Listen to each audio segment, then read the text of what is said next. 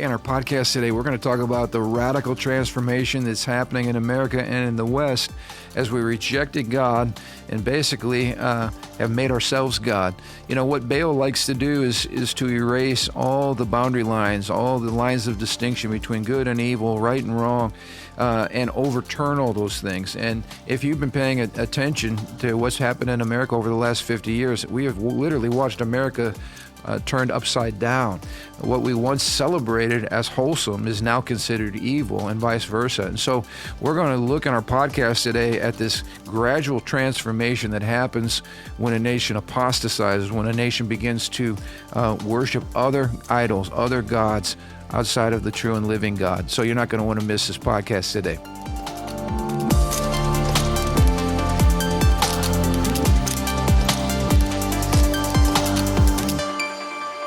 And welcome to the Ron Johnson Discipleship Podcast. Here we are once again, bringing clarity where there was once confusion, helping you understand why our politicians are doing the crazy things that they're doing. And I thought I would start off with just a little fun headline. It's almost, you know, we're talking about the crazy radical transformation in America and the West, where you're wondering, and a lot of people are, what happened to America? You know, what is going on? Well, this headline here, you know, we've got a few things happening in our world that are kind of serious, right? I mean, help me. Like we got a massive border crisis that could be solved if the administration wanted to solve it. And that was the other thing. I'm digressing here. I could not believe that the Supreme Court sided with the Biden administration in the situation with Texas. You know, Texas, obviously a border state, a big border state. They're the ones having to deal with the massive influx of people entering our nation illegally. It's an incredible problem for them as a border state. So they're doing what the federal government should be doing. The federal government's job is to protect our borders.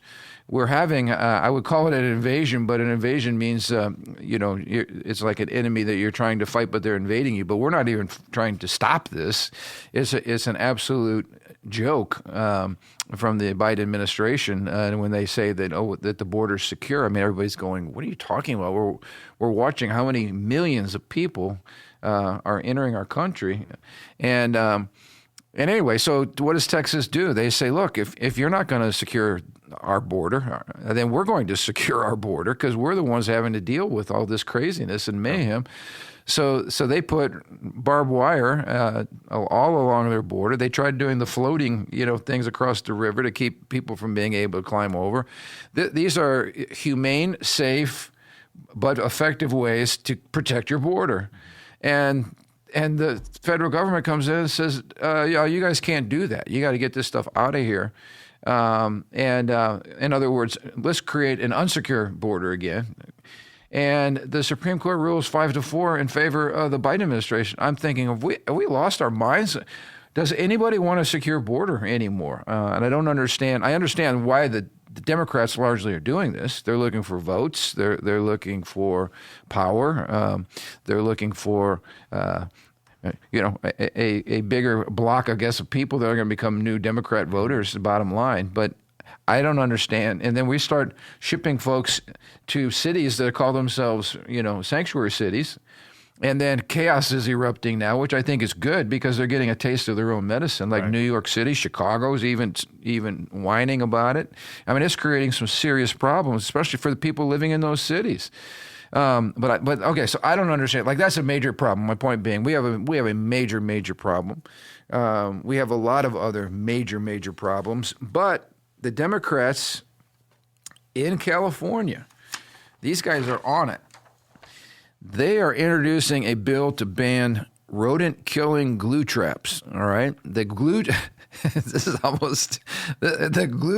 Trap Prohibition Act is being co-sponsored by California Congressman Ted Lieu and Adam Schiff. These are two names. These are both two rats that should be in glue traps themselves, all right? These guys are bad.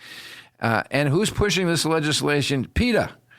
All right, PETA, who believes that a boy is a rat, is a dog, I forget what their famous line is. Basically, they put human beings on the same level of animal life. All right, so a human is no different in their own language than a rat. Mm-hmm. And so here they are protecting rats because evidently it's mean to kill a rat or a mouse with a glue trap. But what's crazy is they're worried about the health and welfare of rats while they are both incredibly pro-abortion in their policies. And so here we have people, congressmen, that are actually listening to people who are pleading for the humane treatment of mice in your house, but they're completely blinded to caring for children. They're also pushing the LGBTQ transgender issues of mutilating kids and I mean, my point is, it's like there's no distinction, there are no moral values in terms of like human life versus the life of a rat. How do we get to such a place of incredible, darkness? I mean, it's just unbelievable to me. We're going to talk a little bit about that in the podcast today. Yeah, how do we get there? How did we get there? Yeah, how did we get there? And how do we get people's minds out of the gutters, literally, in terms of like there's greater fish to fry here. Oh, that's PETA would get me for that one too. Or now we're frying fish. That's probably cruel. Anyway, this lack of distinction, it's what it is paganism. Yeah. It's stuff that we have come out of. The worship, I think back in the Old Testament times, remember when the Ark of the Covenant was captured and God was wreaking havoc on all these pagan nations, and they made the little gold mice, and they made the little golden hemorrhoids, right? Yeah. Because they had to appease, the mice god or whatever. I don't know what they were worshiping, but anyway, this is pure, unadulterated paganism. It's darkness. It's what the gospel liberated us from, and now we're going headlong right back into it. And so Jonathan Cahn's trying to shed some light on why is America going back to just blatant, paganism, pagan worship. Right, and it has been going back to it. Right. For quite a while now. It's a process. Yeah, but now it's starting to show its colors. Yeah, and I think this podcast will shine some light too on just the green craze, the climate worshiper craze, and all that we're seeing in our news today. None of it which makes sense. That's another. I'm on a roll, but it's just how I don't understand. Number one, I don't understand the American people. Why we tolerate if Joe Biden wants to destroy the gas and oil industry, and he's going to ban gas stoves, like. Where in the Constitution does it give our president the right to tell us what kind of cooking appliances we can use in our house? Like, where's that in the Constitution? How is it that a certain political party can just attack an entire private industry in America just because of an ideology? Like, again, who gives them the power to do this? Who gives them the power to say that by such and such year, every automobile is going to be electric? Mm-hmm. Especially after we just saw the complete disaster of incredibly cold weather on electric cars. I mean, people were stranded. Their cars are dead. The charging stations don't work. I mean, we have had zero public debate over this, and I'm watching this growing control of government power. I want to say to Joe Biden, who do you think you are to tell me I can't cook on a gas stove? Like, you have no authority to tell me that or to control an entire industry. And yet this is what's happening. And again, it's rooted in this whole psycho-green movement, which is based on a bunch of lies to begin with. But anyway, we'll have some explanations, hopefully, as we get into it. And the answer to that is he has army of attorneys and lawyers who can twist whatever words to whatever he wants to say he can do whatever he wants. And I guess what I'm saying is, like I'm ticked off every time I see that. Like, who are you going to come take my gas stove out of my house? I'll shoot you. Or what are you doing on my property? Get out of my house. You don't have the right to get in my house and steal my stove. Well, what they would do is they go from the industry level. They just go on that level. Okay, so on the industry level, like who's got the guts to push back and say, get out of our industry? Well, but the problem is a lot of these industry guys are in league with them. They're all on the same. Okay, that's a whole but it should tick people off. It should, absolutely. I mean, are you kidding me? Like, who do you think you are? But that's my point. But again, we just see this chapter is called the deep magic. The deep magic is casting a spell over normal, right-thinking Americans at this point. And so let's talk a little bit. Boiling that frog 1 degree at a time. Yes. So Jonathan Cahn in this chapter, he makes the point that as America turned from God to the spirit of Baal, a transformation has taken place, and we've witnessed this, the gradual paganization of America and Western culture. When Israel turned from God, the land became filled with idols. And so when a nation turns from God, he brings out the point we've already established, something will fill that vacuum. It's not going to be neutral ground. It will just be replaced with other idols, other gods. So when God is removed, there still remains the need in the human heart for worship. So we will not ever become truly atheists. In fact, atheists just worship themselves anyway. Everybody's worshiping something. And so you get rid of God, your land's going to be filled with 1,000 other gods, with a small g. So as America turned from God, it began deifying various aspects of our culture. And he makes the point here, one's God is that which is one's ultimate reality. Therefore, it cannot be questioned. And so this is why, as we've watched America move from the Almighty God, the one true and living God, to a host of other gods, you see this a rise, I guess, of political correctness, of the cancel culture. In other words, you're not even allowed to speak against this. You don't even have a voice sometimes. The whole DEI movement, where, like, if you're a white person, like myself, you can't even talk about racism because you're the problem. So you don't even have an opinion. Or we've seen this with abortion. Oh, you don't have ovaries, so you don't have the right to talk about an issue such as abortion, which is nonsensical. But these are various aspects, whether it's feminization, the feminist movement, the green movement, some of the racial, what's the word I'm looking for?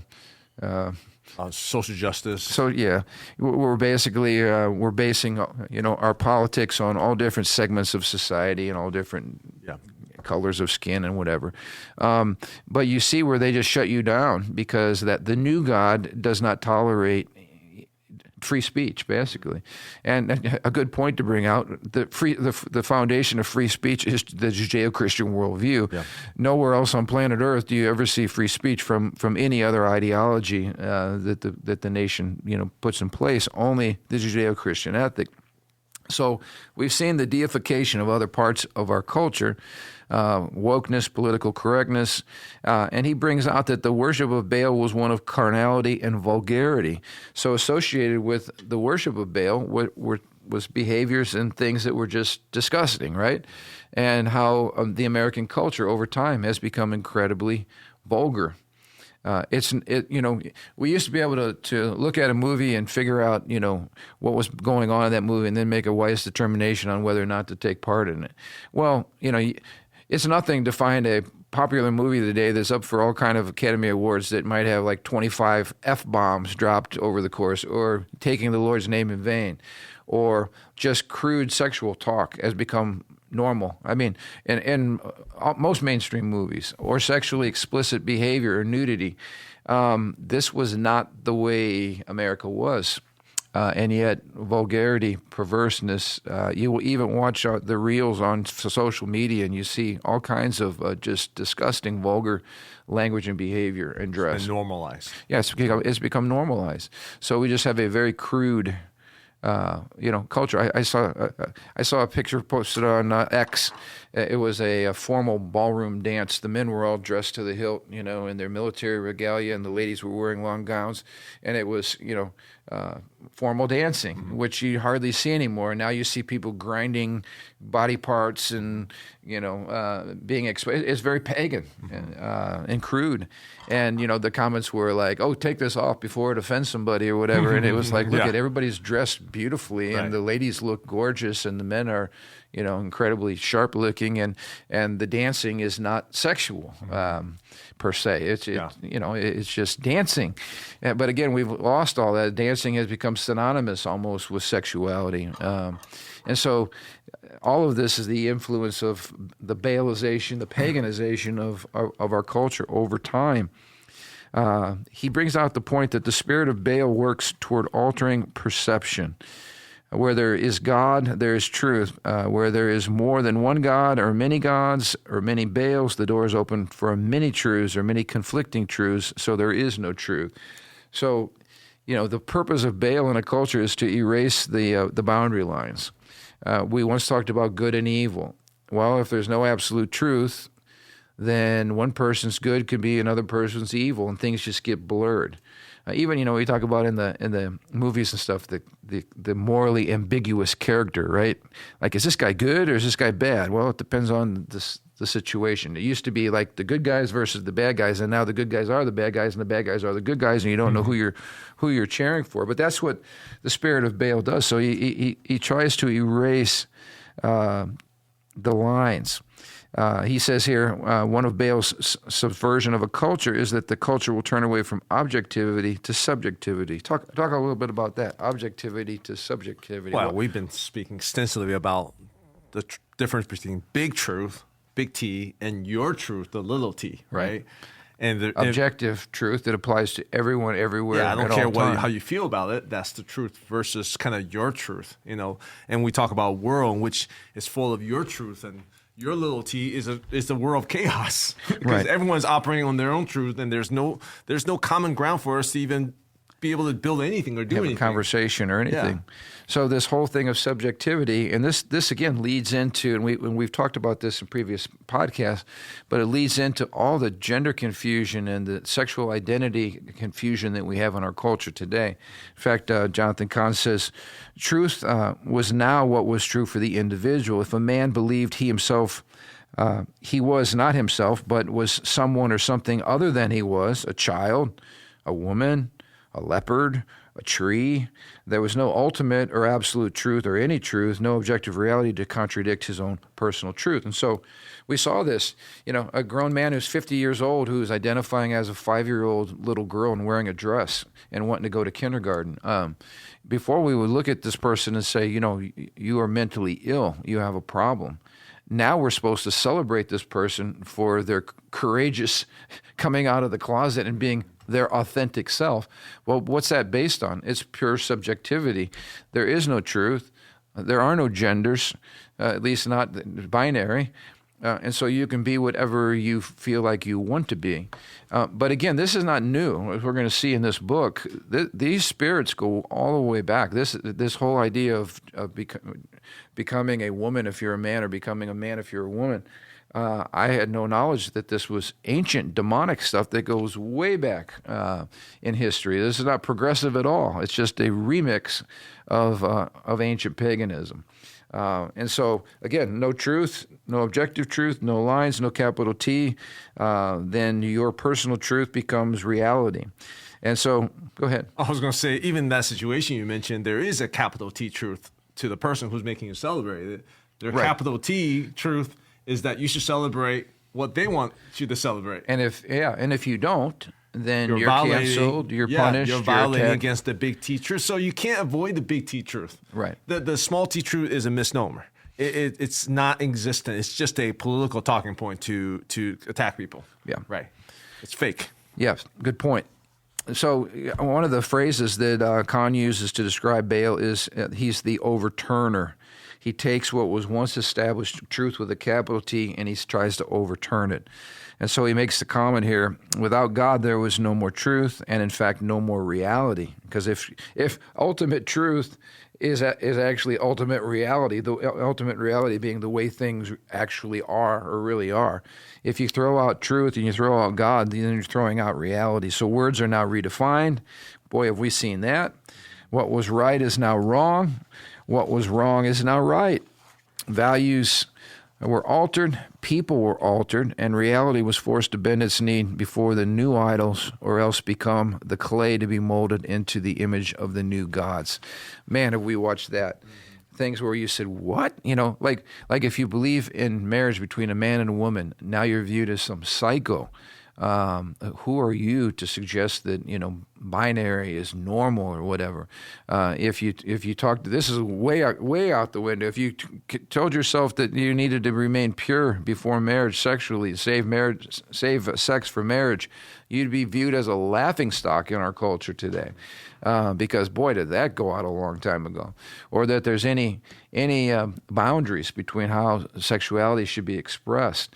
Again, who are you to judge me or tell me how I'm supposed to live? Blah, blah, blah, blah. This is all that spirit of Baal, overturning truth, overturning God-established boundaries, kicking down the fence, erasing the lines, whether it's between gender, between good and evil. So this is the spirit of Baal that's at work in our culture. He says any position that denies truth and the existence of absolutes must ultimately contradict itself. It will, in the end, assert its own absolute truth, and that's the point you made. There really is only capital T truth. It's just your truth becomes the capital T. Right? Whenever you make a position, you're making a capital T. So for me to say, oh, there are no truth, there are only little t's, I just spoke a big T. Right, and that's the inherent contradictory nature of that position. You cannot say there's no truth because the statement "there is no truth" is a truth statement about truth, and it's absolute in its nature. So, truth is an absolutely established fact, and anytime you try to deny it, you always have to appeal to truth to deny truth. Well, the funny thing is to truly live out that little T truth is simply to not speak about any opinions. Right, you couldn't have an opinion. You just simply say you couldn't. Yeah, you could simply say, "What you let anyone do whatever they want." That's the true activation of that, which you're not having. But obviously, that's not what's happening in our culture today. Right, there's not true tolerance at all. No. So if you establish a simple thing like no, your biology determines your gender. Yeah. You're born a male. Right. You are a man. Well, who are you to judge me? Well, in the very statement of who are you to judge me, I'm actually judging your statement. So it's self-contradictory, right. and it's self-defeating. And laws by nature are capital T's because they're restrictive in nature. Exactly. And by saying it's restrictive, you're saying there's a big T to it. So the point is, when you throw God away and you fall into apostasy, now you are basically making idols out of 1,000 other things, but it doesn't make sense. There's no authority behind it. You cannot draw any clear lines because you have no absolute reality by which to measure it by. And again, this is where America's been drifting for a long, long time. He says, even if this was a sign of Baal's spirit, it was the other side. If one can turn the absolute truth, into what is subjective, then one can turn the subjective into an absolute truth. And that's where we've come now. So we have this whole debate again with men competing in women's events as swimming or volleyball or whatever, because that man feels like he's a woman. Well, we can't judge that because that's his subjective truth, right? And so, my gosh, there's no end to where this could go when truth is canceled. He talks about the gods being repackaged. He says it was not only polytheism, the belief in multiple gods, that characterized paganism, but pantheism, the belief that everything was God. And so the return of Baal would also bring about the return of pantheism. So let's talk about that. It's one thing to believe, in our culture today, we don't promote polytheism, at least as it's in the ancient way. Like we don't believe in a pantheon of Greek gods. Right. But we have a million things we worship in our culture today, which are gods, whether it's music or money, whatever. So America is totally polytheistic, and we are totally pantheistic. Talk a little bit about pantheism, this idea that everything is God.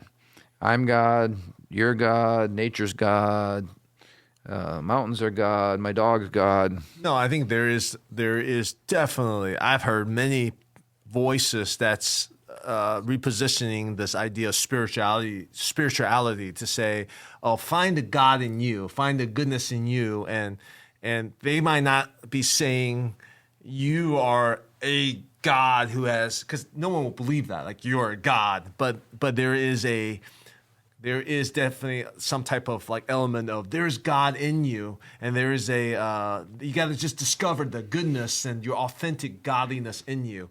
Which again, like using some biblical words, right? Saying Right. like, Christ in me, the hope of glory, right? It almost sounds like self-esteem, like Motivational, yeah, right. yeah. But reality is so different. So that heart, the message is so different from the biblical understanding of that. No, we are not gods. We're broken human, broken vessels made in the image of God, Right. and that Christ is to be elevated, not us to be elevated. Right. So if Baal's at work, he's going to be erasing the distinctions and erasing the lines. So the first line that he erases is the line between God and man. Yeah. He's God, we're not. So again, pantheism comes along and says, "Oh no, you're God, and we're one with the consciousness of the universe, which is every living thing." Right? Then we start erasing the lines between being a human being and an animal.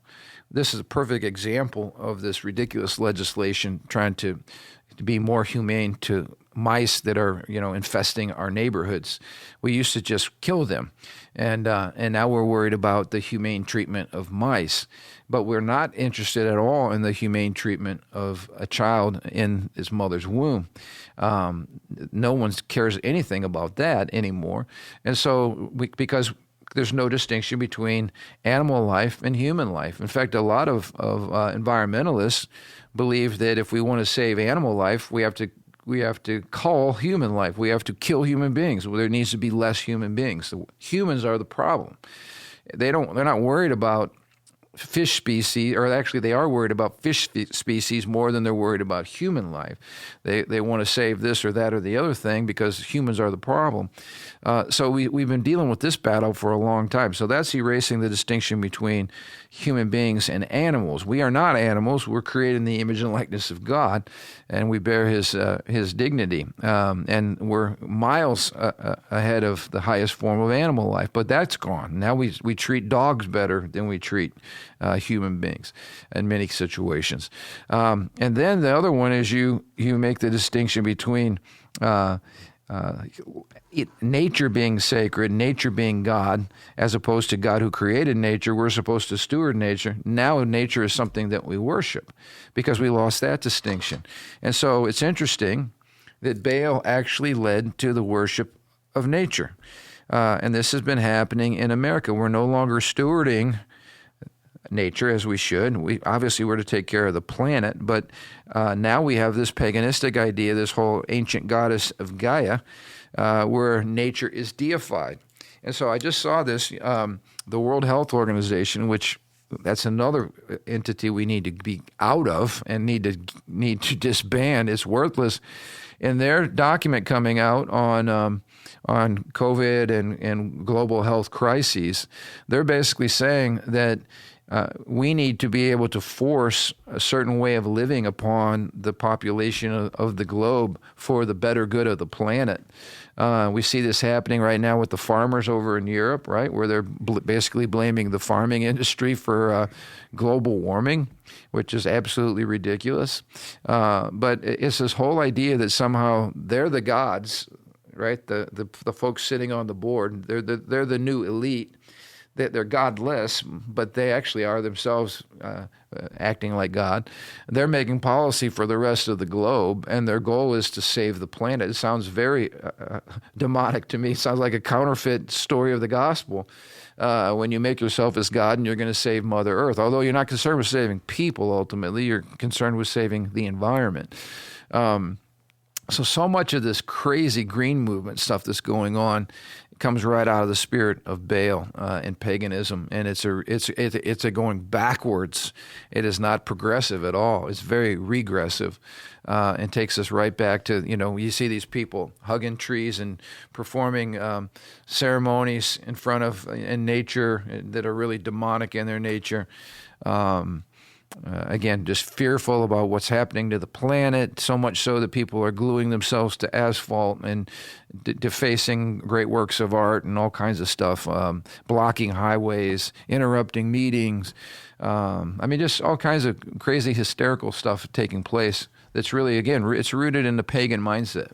Yeah, and the way I kind of think about it is this, any good training on parenting or marriage would tell you, like, good relationship, a a healthy way of living is setting correct boundaries.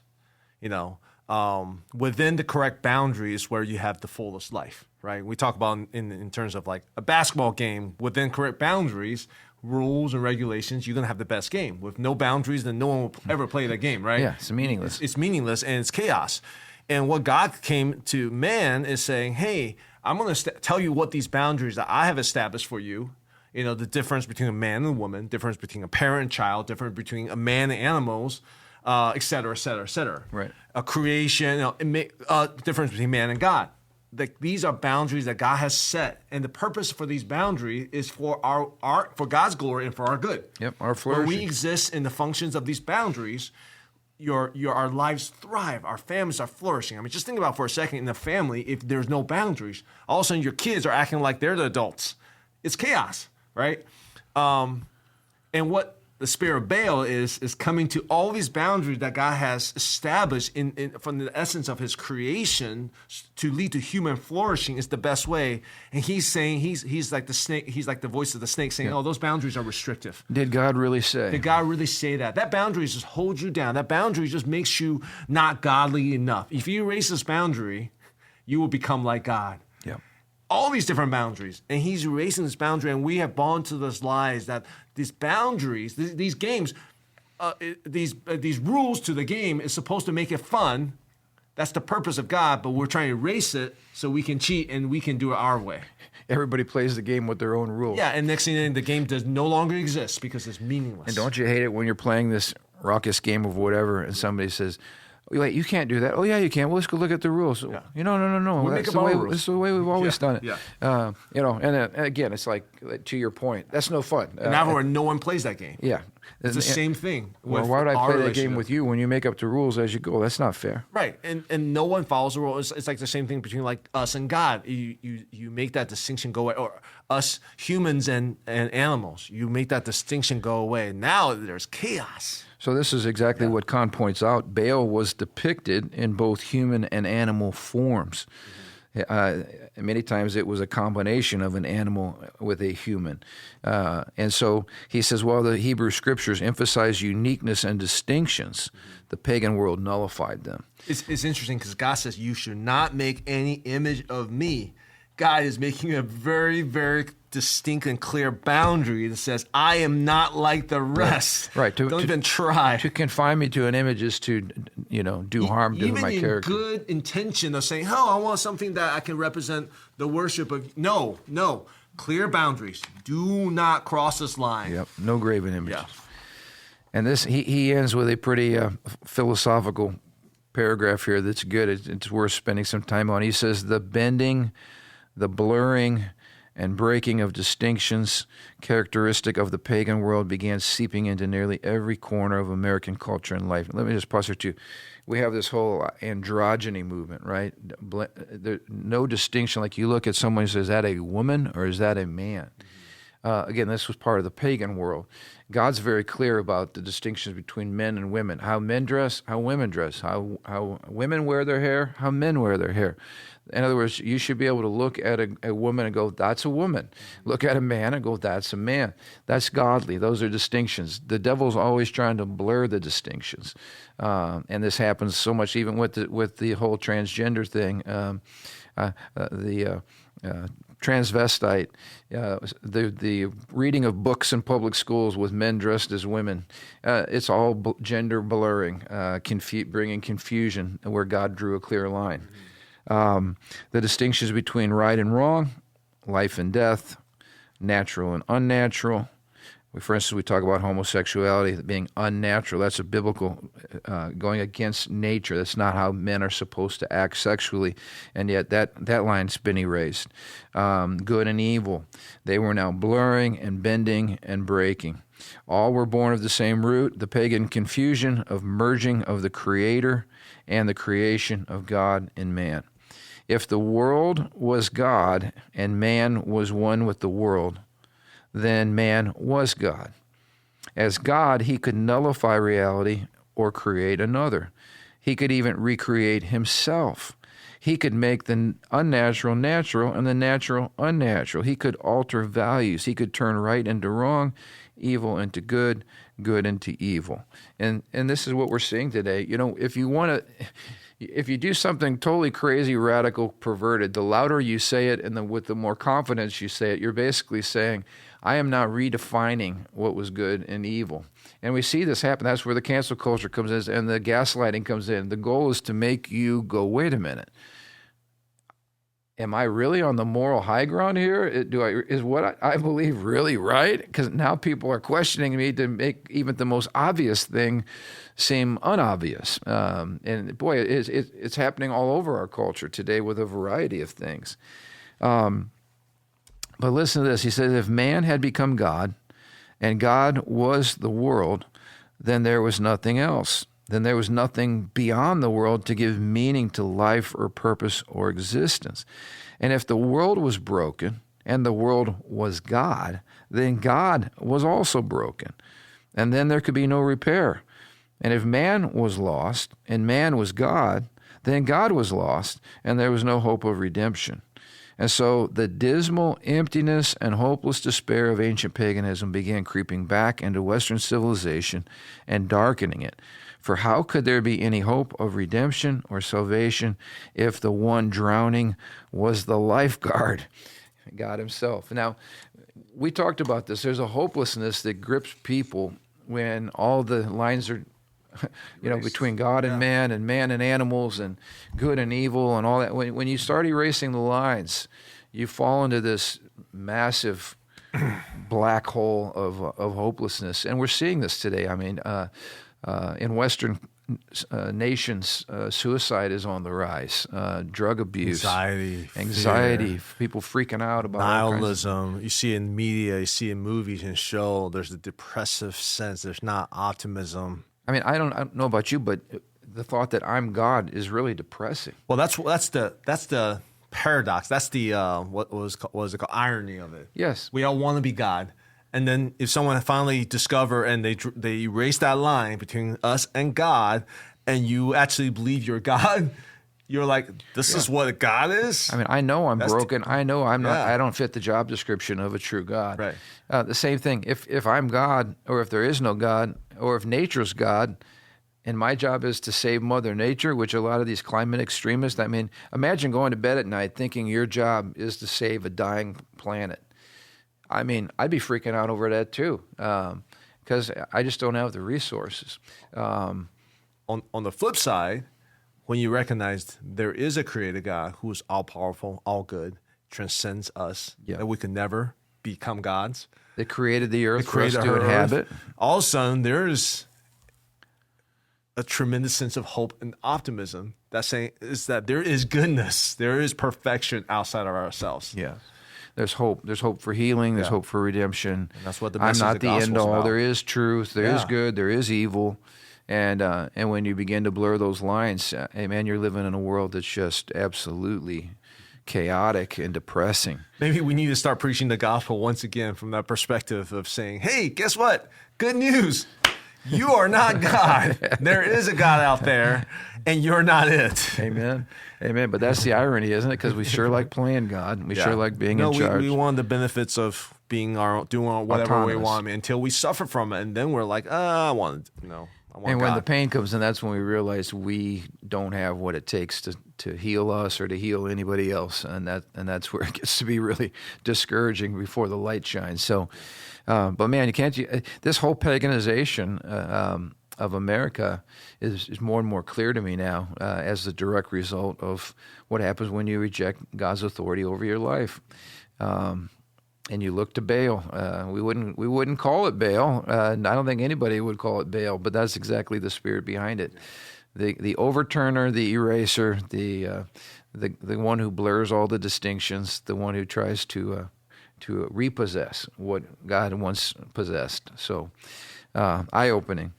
He says the leader of Christian civilization was becoming distinctly pagan. Talking about America, Baal had turned America into its own antithesis, and that's what Baal does. He's the the God who turns things upside down.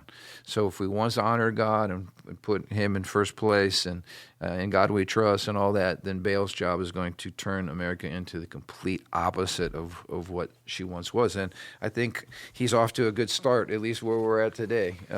So much of our history has been attacked. Our heroes have been mocked and ridiculed. But we're starting to wake up to it. I think the church, the Christians, the followers of Christ should be waking up to it more and more. And we're sniffing. Something's wrong. There is a different God we're worshiping. And you might even be influenced by this God on a day-to-day basis.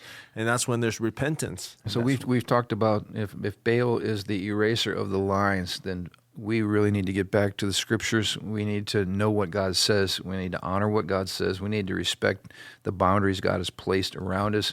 To your point, if we want to experience maximum human flourishing, we have to follow the manufacturer's manual, and we have to start honoring the distinctions that God has made. And this is where we have to speak out, on the gender issues. We have to lovingly speak out on sexuality. We have to speak out, and we have to live differently. With what is true and what is right, what is good and what is evil. It's really time for the church to get back speaking out boldly about these things. And I would venture something that's probably very personal, but definitely it's just convicted my own heart. Is anxiety is really a symptom of us playing God, right? You're controlling things. The Bible clearly talks about don't be anxious about anything. Yeah. Offer your request to God. Anxiety is basically saying you're carrying a weight that you have no control of, which really is God's way. You're blurring the line between you and God. Now, I don't think anyone who's fighting anxiety, and I struggle with anxiety, is like, I want to be like God. Right. That's not the you Baal worshiper. Right, you Baal worshiper. It's not about condemnation, but it's definitely an awakening to say, no, in these moments when I'm battered by these anxiety and fear, I'm blurring that line. I need to go back to my lane, follow the scripture with thanksgiving, and petition to God and saying, God, that's your lane. I'm going to stay in my lane in obedience, and you take care of your lane.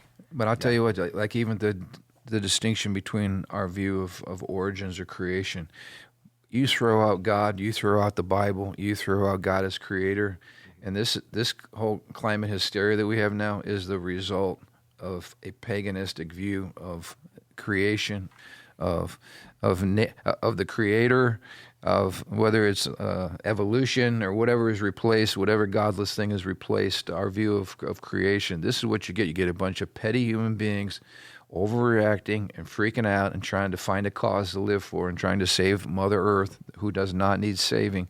Instead of stewarding, we end up controlling. And these folks are talking literally about shutting down our way of life and existence. We're going to be eating bugs if they have their way. We're not going to be traveling. We're going to be living in very tiny houses, and we will not have gas, no gas stoves. We will not have cows out flatulating in our fields and providing meat. And my response to that is, you first. Let me see you live that out yourself first. Boy. Just show. Now you're meddling. Yeah, every one of those folks should be the first. If you really believe in it, show me how you live in that lifestyle first. Make sure you lead by example, right? You have to first follow. So if you really believe in that, do that first. We need to get some tickets and fly out to that Davos event and see. They won't let us in. We can. There's probably a list of people they won't let in. I want to try to speak for that event. Let's make that a prayer request.